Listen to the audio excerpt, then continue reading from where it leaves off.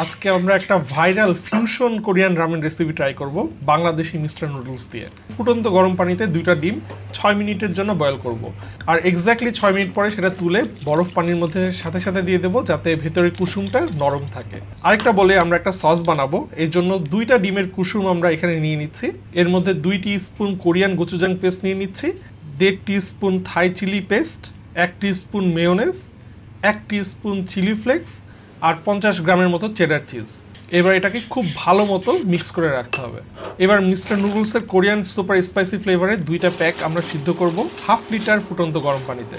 আর আপনাদেরকে আরেকটা জিনিস জানাই, আপনারা যদি মিস্টার নুডলস দিয়ে আপনাদের নিজেদের মোমেন্ট শেয়ার করে মিস্টার নুডলসের নুডলিং ব্লগ চ্যালেঞ্জে অংশ নেন, তাহলে আইফোন সহ জোস অনেক গিফট, যেরকম স্মার্ট টিভি, গিম্বল, বেস্ট বাইয়ের গিফট ভাউচার ইত্যাদি জিতে নিতে পারেন। সব ডিটেলস আমি কমেন্টে দিয়ে দিব। এনিওয়ে, নুডলসটা প্রপারলি সিদ্ধ হয়ে গেলে নুডলসের যে এক্সট্রা পানি থাকে সেই পানিটা এই সসের সাথে অ্যাড করে এটাকে ভালো মতো মিক্স করে নিব।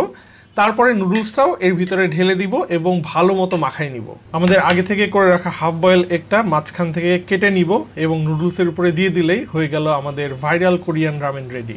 সো এবার এটা খাওয়ার পালা। ক্রিমি স্পাইসি হচ্ছে